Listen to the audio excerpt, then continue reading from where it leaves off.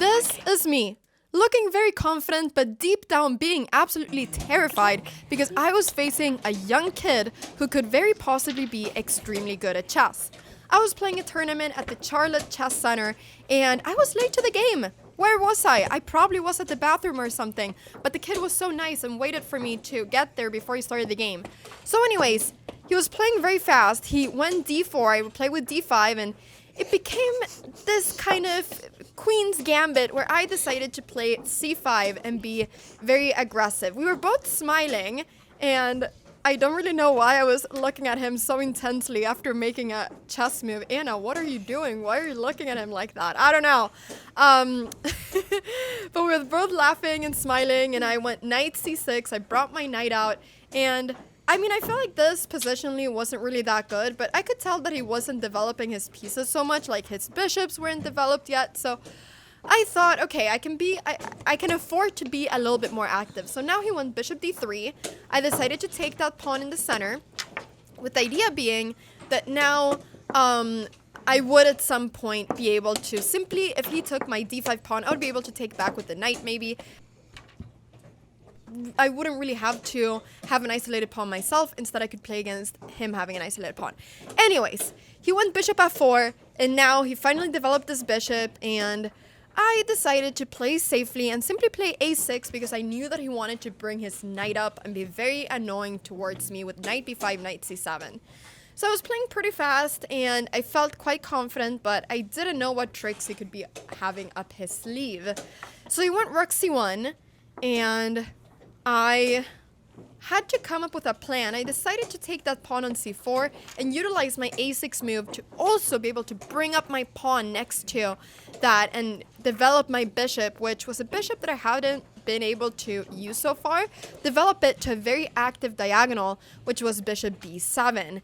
And now that bishop would be amazing. I'd be able to play with the knight on d5. Maybe at some point I had ideas of going knight b4, knight d5, and now playing against his isolated pawn on d4. So he spent some time thinking, and he had a drink that I was jealous of the whole game. I was really thinking about his drink, although I also had a milkshake next to me, as you can see, that matched the color of my shirt, but I think the milkshake was a little bit too sweet. I'm not really a big fan of very sweet stuff. I like a little bit of sweetness, but not too much. Anyways, now I'm doing the plan that I was talking about. I went knight b4. He wanted as well. His whole plan was to push his d pawn a step, but now everything that I wanted was to bring a knight up and make sure that he wasn't able to push that pawn.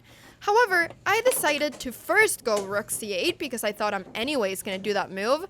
And now after he pushed my knight away with a3, I moved my knight. Because I thought that now actually his pawn on that was on a2 is going to be worse placed on a3. And in this position, he made a blunder. He went rook c2 and instantly noticed that his bishop was hanging. He completely forgot about his bishop. And now he was very sad, obviously, because he realized that he'd made a bad mistake. But he kept on playing. He kept on fighting, just like you should do. So the rook moved. He kept the game going. And I was now feeling quite a lot more confident. I thought that I was going to win the game now without any issues. But, of course, still had to have my guard up. So I decided to bring the next knight because I wanted to still have a nice knight on f4 that I thought could be a really good piece. He traded knights, and I was quite happy about trading because I thought the more we trade, the more difficult it is going to be for him to defend. So we were trading a lot. He took my knight there as well, and I decided to take with the queen, with the idea being that if he moves his knight, I can do a sneaky checkmate on g2. So now I felt like I had the whole game under control.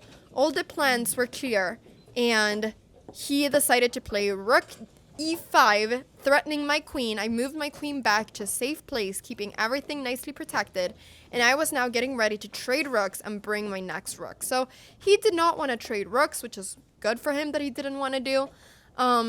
Instead, he just moved his rook to d2, and now I had to come up with a plan to win the game. So I started by activating my bishop. I went bishop f6, threatening the rook. Not really because I wanted to try to do something crazy with that bishop, but simply because I wanted to put a little bit more pressure towards that d4 pawn. So now both of my bishops were on great spots. almost all my pieces were on really good places, I decided once again to bring my queen up with the same idea that if he moves the knight, it's checkmate. So I really limit his knight. And he only had 52 seconds at this point, so his clock was ticking down. He decided to move his other rook to d3. He now had a little stack of pieces. I guess he probably didn't really know exactly what to do. It was a difficult position for him to play. I played this tricky move, bishop g5, threatening his rook. The idea being that if knight takes, there's checkmate. And now I found this really nice idea of rook c1. The bishop is defending the rook, which means that I will be able to win the queen. And here I won the queen. The queen was pinned. It couldn't go anywhere. He was going to lose the queen. And that was the idea with bishop g5. So now both my queen and my bishop were under attack. But I found this idea, queen b3, which forces him to deal with his rook first. And then I am able to save my bishop. So I end up not losing anything. In fact, I decided to take his knight first before anything. And now we traded pieces. But I was now up so much material. I had a queen and a bishop for a rook. So as long as I didn't get back rank checkmated, everything would be fine. And I stopped that idea by playing h6. And now it was time to try to find the best way to win. So I decided to take that pawn. I wasn't really in a rush. I was looking around. I saw that many people had finished their games. He brought another rook. He wanted to try to attack, of course. But now it's time for me to bring my next rook into the game as well. And he continued trying to attack, but I was able to check him. The king had to move, and then I was able to take that pawn in front of his king, and I was now threatening checkmate in 1. So if he didn't see it, I would be able to checkmate him the next move. Queen g1 was the threat, and I saw that he didn't see it, which meant that here I was able to go queen g1 and finish the game. So the game finished now, and I was very happy. I actually talked to him a little bit after the game, but that footage is gone. But he told me that he had only played chess for like 6 months, which I thought was completely crazy and super impressive. So this kid is going to places. I hope he does very well in chess. He has so much potential, I feel like, from having played for such a short time. And yeah, that was my first game in this tournament, which ended up with me winning. But always playing against kids is pretty terrifying in chess. I hope you enjoyed this video, and if you did, please subscribe to this channel. Have an amazing day. Play lots of chess. Bye-bye.